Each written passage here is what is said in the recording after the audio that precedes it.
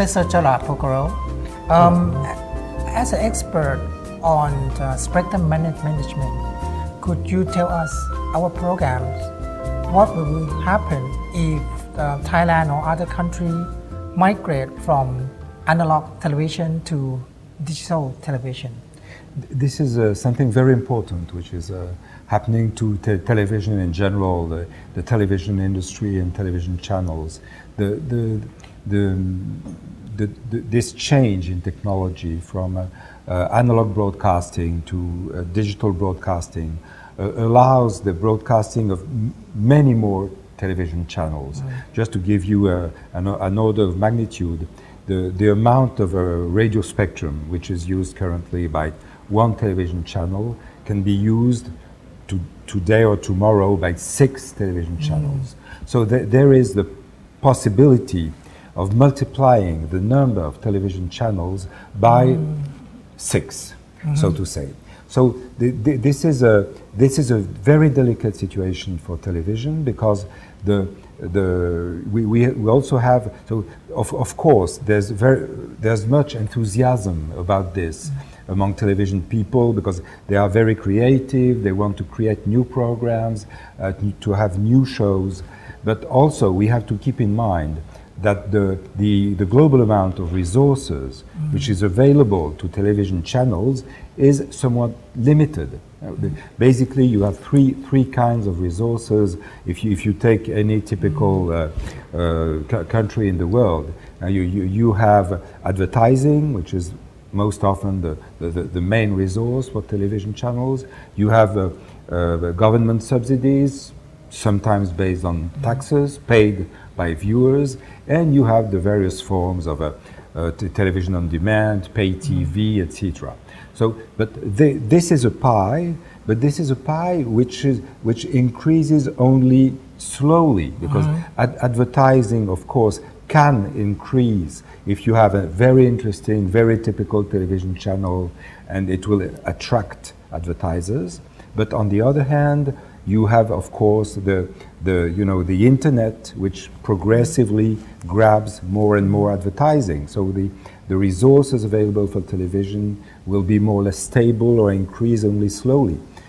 Public funding, governments all over the world, they don't have so much money, so public funding is also limited, and pay-per-view advertising subscriptions can increase, but not hugely. So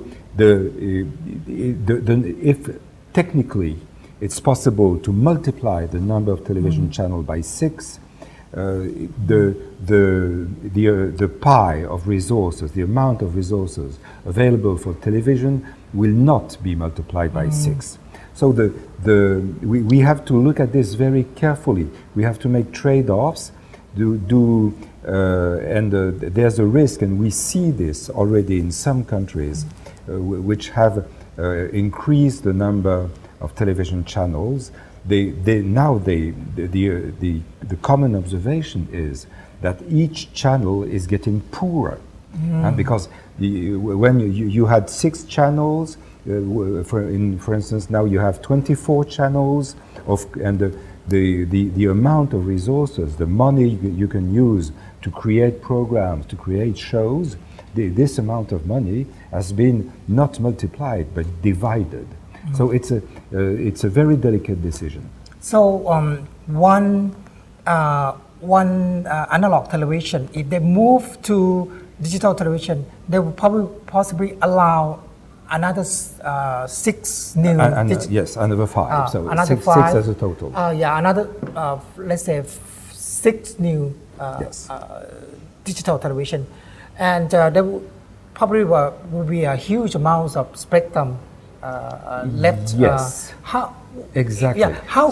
What's your recommendation for the state to make use of those unused spectrum? Yeah. Well, I wouldn't like to interfere with the government decisions. The people in government agencies know much better than I do, of course.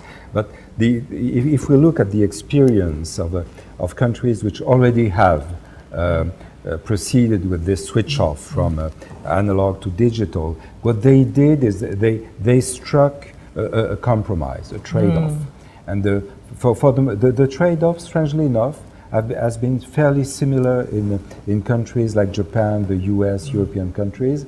25% of the spectrum which was previously used by analog television has been taken from television and allocated to broadband wireless, which allows the intensive use of smartphones, etc. So I would say what we keep in mind in making this decision is how many television channels are economically viable under the existing circumstances in one country. One country could accommodate maybe 12, another country 15, but not 6 times the existing number of channels. Otherwise, you know, of course, television people are artists. They think like artists. They want to create art. They want to create culture. They want to create information for the people. They're very enthusiastic people. But in behind, we still have, you know, to balance the budget of the channel, and we still have to have the money. So in the end, we have to be careful, you know, seen from the public policy perspective, to make sure the channels have the necessary resources, because having poor channels, poor quality television is not good for anyone. Plus, and if I may, there's also a question, a longer-term question for television, because what we see in countries which already have broadband internet, like you know, in the US or in some European countries or Japan or Korea, television is progressively moving to internet, and because on the internet you can have even on ADSL, you can have 50 television channels. It's like on satellite or on cable. So why, you know, take the pain to invest in this digital terrestrial technology if, I don't know, 3 or 5 years from now, people shift to the internet? So it's kind of a dynamic process. And policymakers, I'm sure, will take into account this dynamic process. But won't if they move from whatever either terrestrial analog television or terrestrial digital television to internet television, they would suffer the same fate of limited resources in the television industry? Well, that's a good point. But it's, I would say, the cost, when you put in place a broadcasting network for television on terrestrial, it costs money. Whereas on the internet, adding one channel or subtracting one channel is very cheap. It's very cheap. So I think what's happening in the United States at the moment is interesting. They have moved they have switched off analog 2 years ago. So now television terrestrial is purely digital. But what they see at this moment is that progressively people view television on the internet.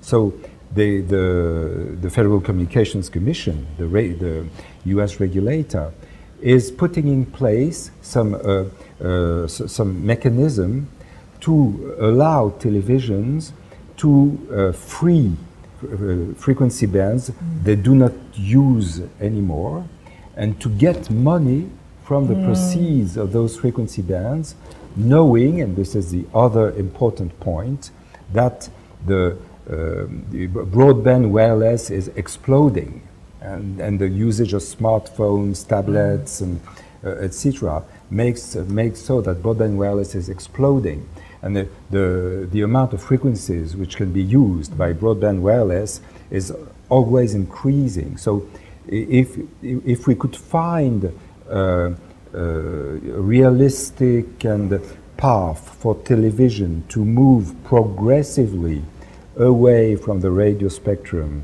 and to internet and get the necessary funding to